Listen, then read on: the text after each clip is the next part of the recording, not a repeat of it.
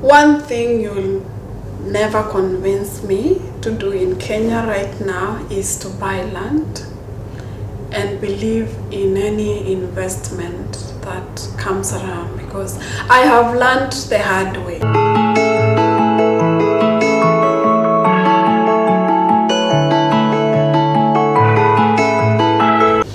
Hello Littlesilver family, how are you doing? I hope you are doing fine. For my community, thank you so much. I appreciate your support. And for those who are new and dropping by for the first time, welcome to this channel. We share videos based on adventure, lifestyle and risks in between, and trying to do this thing called living life and living positively. So in today's video, it's a story time on how I got washed. I got scammed in Kenya in the name of doing business and buying land. And trust me, it has taken me time, and me talking about this it's like a breakthrough. It has been hard. It has been hard for me to heal, like to absorb the pain and be able to live by it that it's done, it's gone. It's only money, we can make money, and I don't know about forgiving them, but it's still not gone completely. It's not gone, but I would say the most percentage of it it's done. Like I have some understanding. I have some understanding, some agreement within myself. I had conversations, and I'm like, okay, let me consider that as a dead debt. So this is how it happened. I met someone through a colleague when I was working in Kenya. They introduced me to someone who gave me an idea of doing fish farming. The projection was that, the proposal was that we are going to invest in fish farming for a 6-month fish farming business that would accrue double the amount or more in profits. So the proposal was that there will be staff. The person will outsource staff and do like cages which will contain fish, and the cages will be floated in Lake Victoria. And I went there actually. Nilienda like nikaenda nikaonyeshwa cages, nikaonyeshwa like we took a boat, went and saw some cages zenye zilikuwa zimewekwa, and it was believable. And also the other thing was, this money was not to be paid like one time. It was like I think I did wire for 4 months or 5 months. I think I did wire for 5 months, yeah. So I was to hire like 20% of the amount before the start of the project, so that it can facilitate the building of the cage, paying of the staff, will be taking care of the fish, feeding the fish, buying the fish food, securing the cages and guiding the cages, security.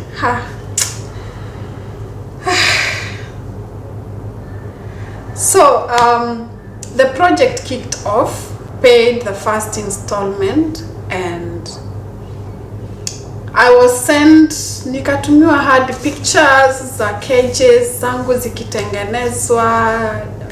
I kept on being updated. This is what is happening, the growth, the fish zimefika this age, and it was going good. So every month I kept like my promise, like just sending the required amount of money. I didn't have much time, like, you know, Kisumu is far, like, and I didn't have a car I could drive like every other weekend to go and see. However, at some point, I went with my friends. I went with my friends to go and see like the progress of my fish. And honestly, nilionyeshwa samaki na nikaonyeshwa cages, like nikapanda tu boat tena nikaenda nikaonyeshwa, this is your cage, this is your cage. Samaki wako wanatoshana hivi, we even fed the fish na tukarudi. So I thought, okay, it's intact. And then the same promise, like bado, the harvesting would be within 6 months. So came back, nikangoja, nikamaliza pesa. I wired part of the money, like the last installment I paid when I had already moved, nikakuja Dubai. But then I had like a friend who could organize everything, see to it, and waniuzie samaki, and I was excited. Nikingoja waiting to kuvuna samaki, like, and getting like almost $500,000. Aki Mungu wasamea watu wa wash. This wash business is not only for kudanganywa na pesa, kuwekewa chemical na nini, but it's different ways. So I wired the last money nikiwa hapa, nikiwa Dubai nikitafuta kazi. And I was like, okay, that's fine, because mi nilikuwa nisha quit job yangu, and I was thinking I got my life together. I got my near future sorted out, but it was not the case. So after the promised 6 month time, like the month 6 months ilikuwa inafika, team akasema ati samaki hawajakuwa, ati kumekuwa na challenges. Mimi sijui, I don't know about fish. So akasema kumekuwa na challenges because of sijui a lot of rain, SG weed, what is this weed called? Yeah, water hyacinth. Because of this weed, there has been challenges in the growth of fish, and also ati iyo weed, the weed has covered the cage, so there has been slow growth. So we were supposed to have more time to pay fish some time to grow again, like to maturity, because it was project like each fish to be sold at 200, 250 or 300. So he was saying if we don't sell the fish when they are fully grown, then we'll sell at 100 or 150. I kept being patient. 3 months zikaisha. Then after 3 months, akapeana another excuse. Kulikuwa na a lot of rains again. Some fish died, and some fish died, and also the place where the cages are is inaccessible, cannot be reached. Then it didn't even ring in my mind, like, if the place is inaccessible, how are they feeding the fish? But the excuse was like, the place is inaccessible, so they cannot carry out harvesting. Anyway, so he said we should add 2 more months. No, 1 more month. 1 more month. So this is 9 months down the line. The harvest was supposed to be done within 6 months. Okay, I said it's fine. After all, everything requires patience, but sometimes patience inaweza kuwa but sometimes you may be required to have a lot of patience, and sometimes it doesn't bear any fruits. So we waited. after all that time, and all of a sudden, he said there was overgrowth of the water hyacinth, the water plants in Lake Victoria, and they have invaded the cages and the fish died. I was in disbelief, but I was also going through a lot because I was here in UAE. I was dealing with my visa, which was a tourist visa, and also looking for work to sustain me at that point because I knew I didn't want to go back. I totally was leaving the Kenya environment. Just wanted to be out and have new energies, streamline my life. So I didn't buy that story. I saw it was a lie, and it's at that point that I knew and realized, wow, this was all a scam. And I tried to reach out to one of my lawyer friends, and he wrote a letter to Team responded, and then I imagined how hard it would for me to follow up. I imagined how hard it would for me to follow up, like, you know, mvutano ya lawyer, mvutano ya hata Kenyan courts. I am far, I cannot do it firsthand. Like, I have to go through someone, then someone goes to it. I was actually motivated at first to like do a court procedure, but then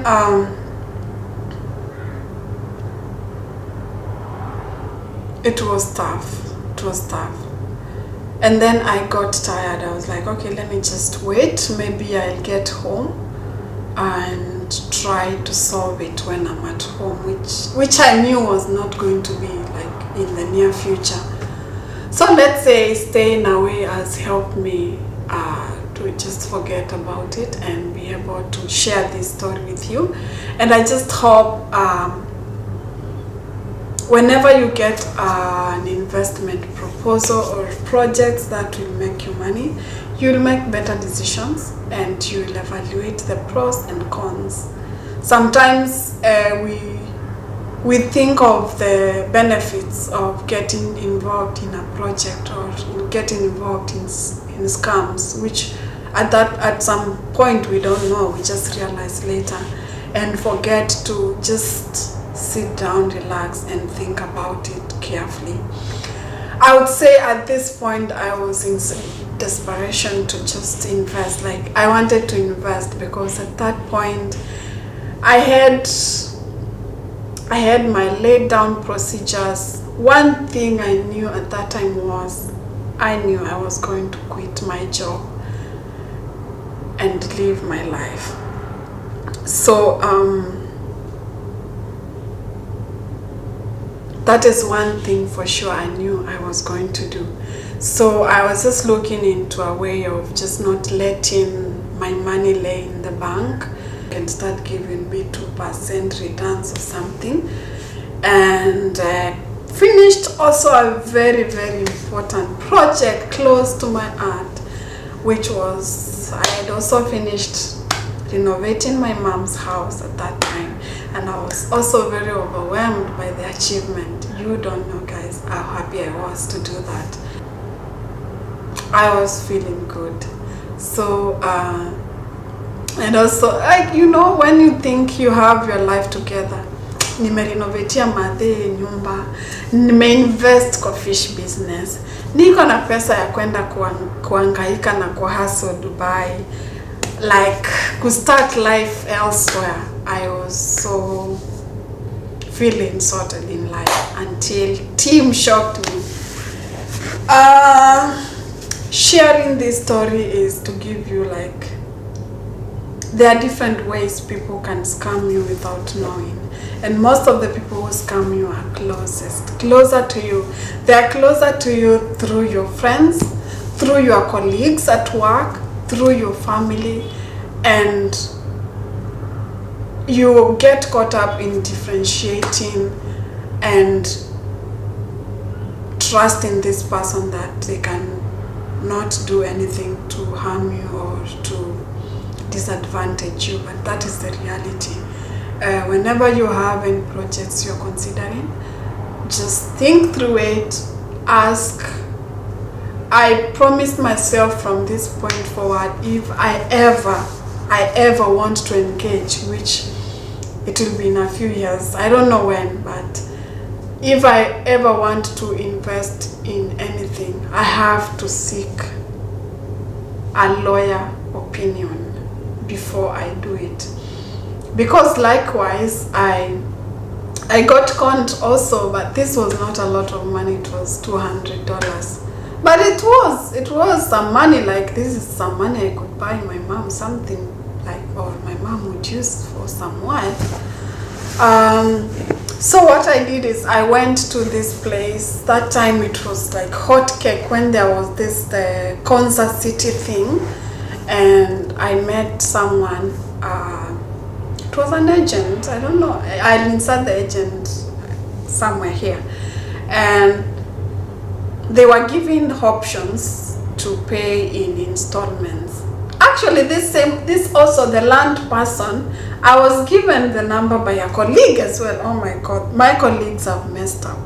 Like my former colleagues from Kenya, not from Dubai. They have really messed me up. So I was given the number still by someone I was working with in the company I last worked in Kenya. So he was given options for paying some piece of land in installments. So I paid the first installment, which was like $200 to hold on. I was even given some sort of, I don't know, it's a certificate or something.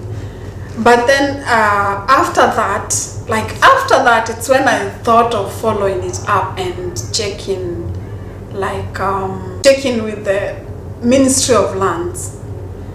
And I checked with someone, they couldn't find. Then I asked back this person, why is this piece of land not being found in the Ministry of Lands? And they're like, oh, it's because there has been transfer. Stories I didn't know, so I don't know anything about land. So also, I think it's best to invest in things that you are aware of and you know about. So after that, then I got the red flag, and I stopped paying, and I told him, you know what, just refund me my $200 and I'm not going forward.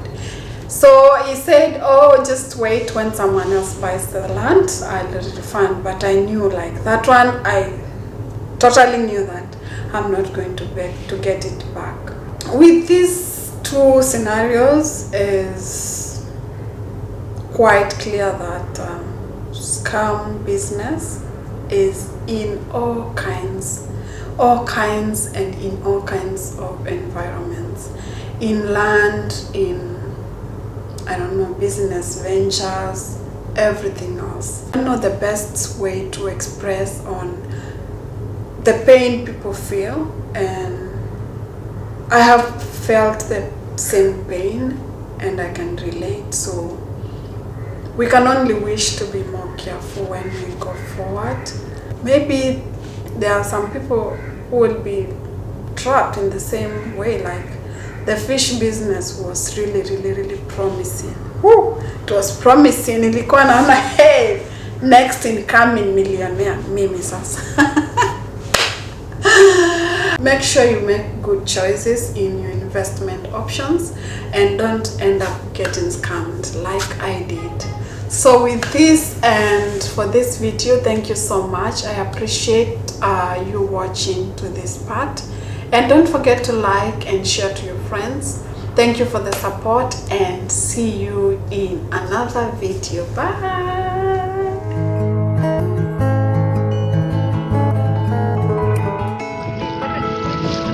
I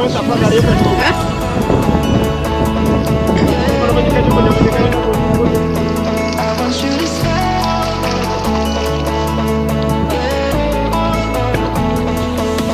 want you to